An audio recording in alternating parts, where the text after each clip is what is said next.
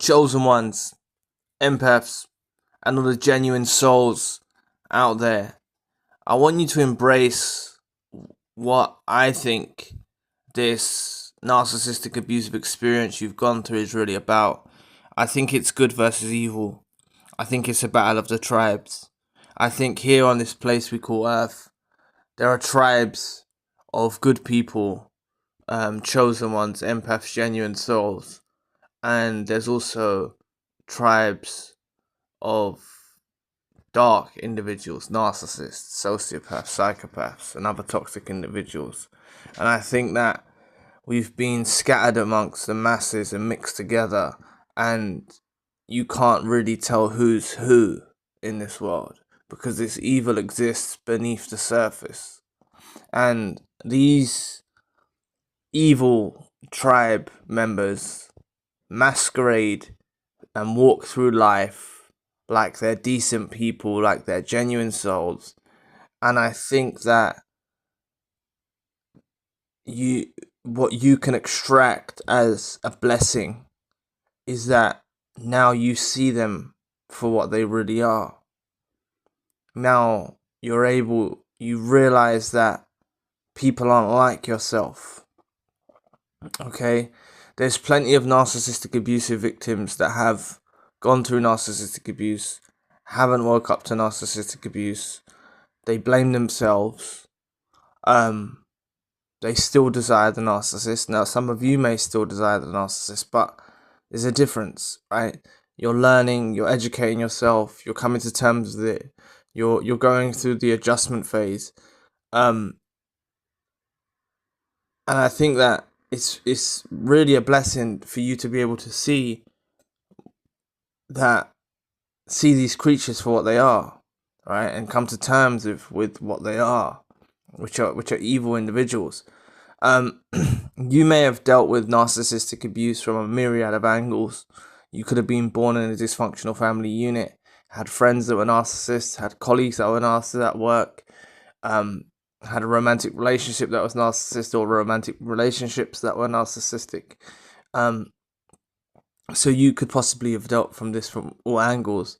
And really, I think that something that emerges, obviously the chosen one, the empath and the genuine soul, has a yearning inside their soul to meet fellow chosen ones and fellow empaths and fellow genuine souls, and that's understandable, and that can happen, right?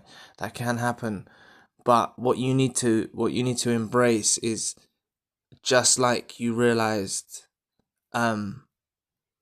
with these narcissists involved in your life, or narcissists involved in your life, you realize that things that they display on the surface is not really what it is.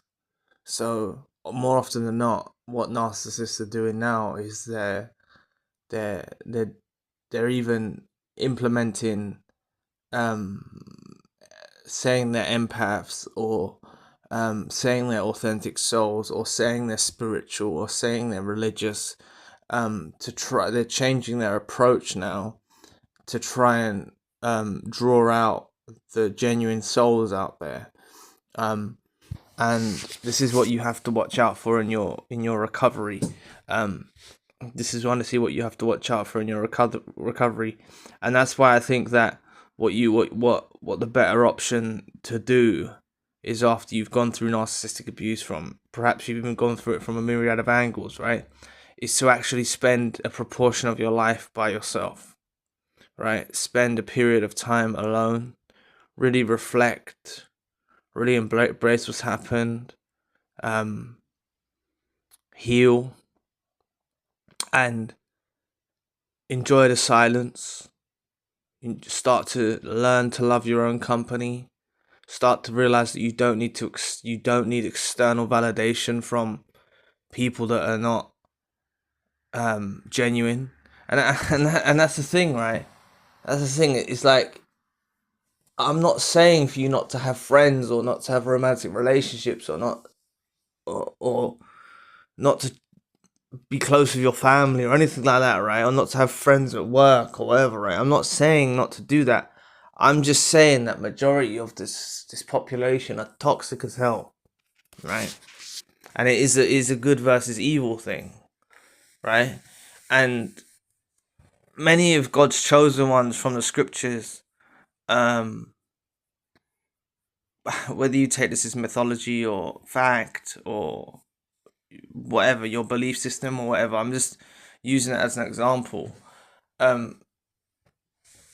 Many of God's chosen from the scriptures have spent these periods alone. So there's something that I think that there's some kind of importance that yet I still need to learn. Like, I think there's something in spending time alone, right? Like, I can see it. I can see it already. Okay, I can see there's something there, but I think that it goes way deeper than and beyond my comprehension, even, right? And probably your comprehension as well of the benefits of actually spending a period of time alone. And it's after this good versus evil collision that you've been through. I just don't want you to fall into another narcissistic relationship or narcissistic relationships again with narcissists involved in your life or toxic individuals or anything like that. And that's why I think it's good to set a real period of time by yourself. Okay, I think that, and this is what is happening. Many genuine souls out there, chosen ones, empaths, and genuine souls, are choosing the solo life approach. They're rolling solo, and I think there's something in that. There's something in this what people have seen. Not only what I'm saying, but people have seen this. It's out there. You see it in the world. There's individuals that are opting to choose to go it alone, and it's not like they're gonna do it forever, but they're spending a proportion of their life alone. Okay, and I think it's very important, and it's very it molds your character. Okay, often what it is, how can I put this? After being in a narcissistic abusive relationship, you can feel like you need something to fill the emptiness and the void and the incompleteness.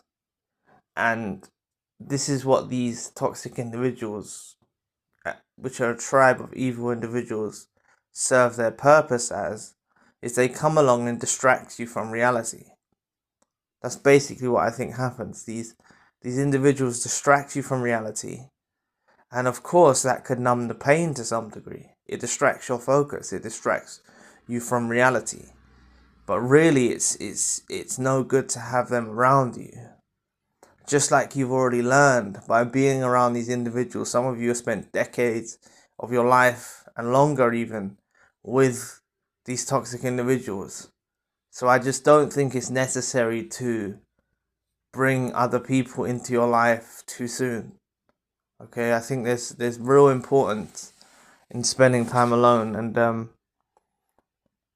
not filling that emptiness with another person. I think that emptiness that you feel is something that needs to be healed by yourself.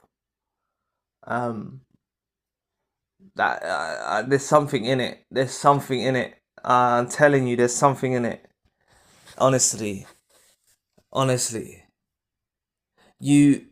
it's that feeling of loving your own company, and you're so healed from the narcissist, because as I said, many of you might have dealt with this from a myriad of angles. Like, you're so healed from them, and you want nothing to do with them, and you love your own company, and I think it's a really good place to be, in loving your own company and stuff like that. I think there's something in it, and I want you to look into solitude and rolling solo, and I think it's something you should try and opt for, and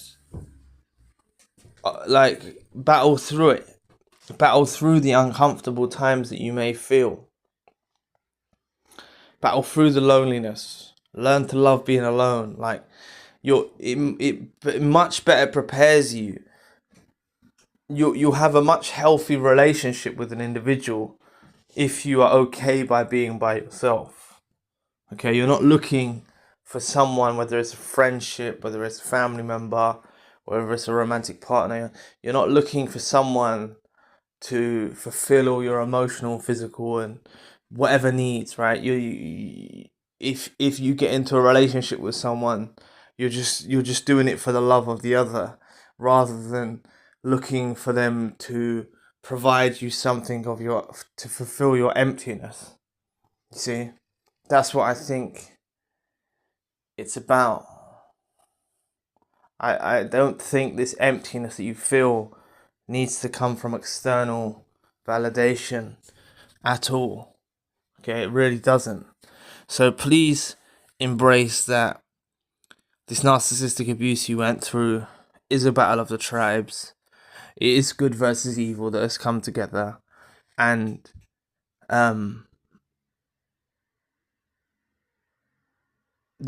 just watch out for these narcissists and other toxic individuals impersonating empaths, pretending they're decent souls, pretending they're genuine souls, pretending they're devoutly religious or devoutly spiritual, or pretending these certain things, because this is how these narcissists and toxic individuals are operating in life now. They're masquerading with artificial light. They've wizened up a bit, and they're changing their approach in how they infiltrate the life of the chosen one, the empath, and the genuine individual. They're pretending and they're mirroring you. They're studying you. They're watching this content on this channel, on the main channel. This is what they're doing. They're watching other channels alike. I clicked on a video today, and you see narcissists in the comment section. I see narcissists in this comment section. This is what is happening. So I know many of you will have to go through your own process. Perhaps getting into new relationships, perhaps filling that void with other people. Maybe you have to go through that to get to the place of realizing that you don't need to. I don't know, right? But if you can take anything from it, don't feel like you're missing out or anything like that by not having a romantic partner in your life, or not having a load of friends around you, or not having your family there. Like, don't feel like you're missing out, because you're honestly not. You're honestly not. And if you have got a good friend or good family member around you, then you're blessed. And if you haven't, prepare yourself for those that you'll meet in your future. But just make sure you spend a period of time alone, and understand that isolation and solitude can actually reap a lot of benefits for chosen ones, empaths, and authentic souls and genuine souls. Narcissists and toxic individuals can't handle it, but empaths and chosen ones and authentic souls can. So it's just something to look into. So anyway, I'll be back with another video soon. Peace.